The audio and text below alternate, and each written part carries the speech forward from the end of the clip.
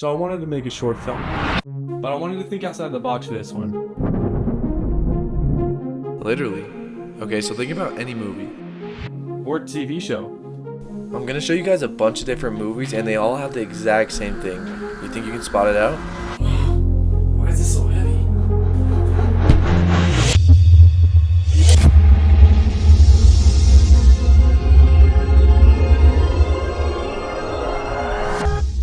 Seriously?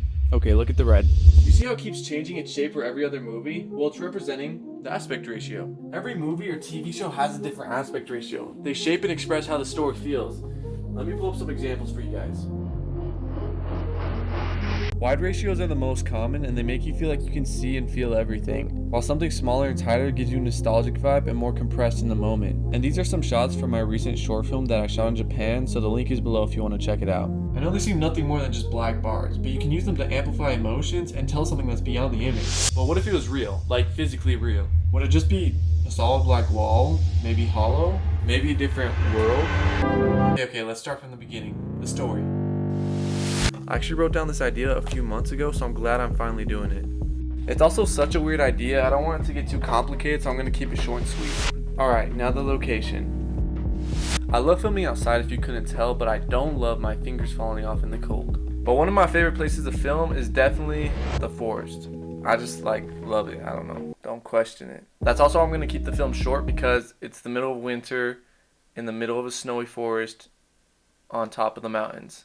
And it's cold, you know. Now I can't suffer alone, so I'm gonna need some friends to help me out, and I'm sorry Aiden and Julian. But before I went and did all that, I needed to do some tests, cause I don't even know if I could pull this off. So I was originally gonna use a green screen, but there was so much reflection on my skin, you could see the green. And of course you could fix that in post, but that means more work. So I'm just gonna use a black negative fill, so the black is actually against me, which kind of makes it more work. I don't know, don't question it. And you're probably asking, Cody, where did you get an 8x8 foot frame with a green screen, a negative fill, and a diffuser and 2 C-stands? Well, no, I didn't pay $550, I paid $100. Dude, if the first thing you're not doing is checking Facebook Marketplace when you wake up, you're doing it all wrong. Literally 99% of my gear comes from Facebook Marketplace. Just make sure you're safe and smart about it and you'll be saving big time. Alright, now it was shooting day. Alright, we just got here 40 minutes late because Aiden was 40 minutes late to my house. This is Julian. Did you hear that bass hit? Yes. Alright, I was actually 30 minutes late. 50 actually.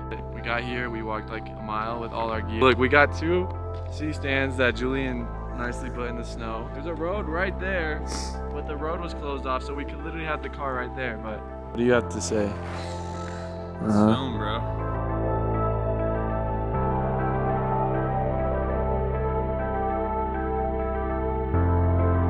We were supposed to film that entire day, but our feet and clothes were completely soaked, and it was supposed to snow that night, which I needed for the film, and then it wasn't, so it was just a perfect reason to go home. So then I had to wait for it to snow again. Then after waiting about 2 weeks checking the weather on and off, it finally just came down this one night, and it was snowing so much more than I expected. I grabbed another friend to perish in the snow and we went up, but it just took an hour to film, which was good. I nearly drove off the side of the mountain on my way back too. Okay, so I started putting all the clips together and I wasn't really happy with what I got. I wish there was better shots and just more takes. So I went up the 3rd time not even knowing if this entire idea would be pulled off, but now it was onto editing. I'm not gonna lie, I really procrastinated with this one. I just tried one VFX shot, and besides my computer about to explode, it just was taking so much time and work on one shot. I was I eventually locked in and got all the hard and heavy VFX shots done first, so then I can just put them all together and it'll be a lot easier. I also had this crazy shot idea where the camera would kind of tilt and the aspect ratio will almost be a hallway kind of closing in, and I knew that was going to take some 3D compositing. I played around in Blender, but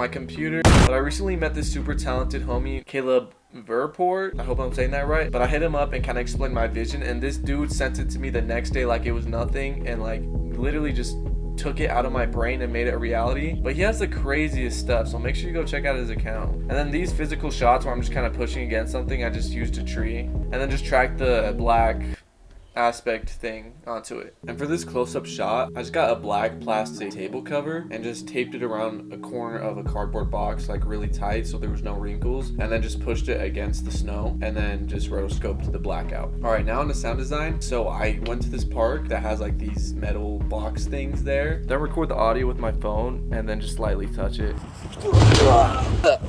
I was trying to like recreate how I was hitting the walls in the film and just hit it harder and lighter to get different sounds. This looks normal, right? Just like someone in a field hitting this metal box and just then I gave the sound a little bit more reverb and pitched it down to sound more deeper. And then onto the ending sequence, I just used this crazy flashlight from Walmart.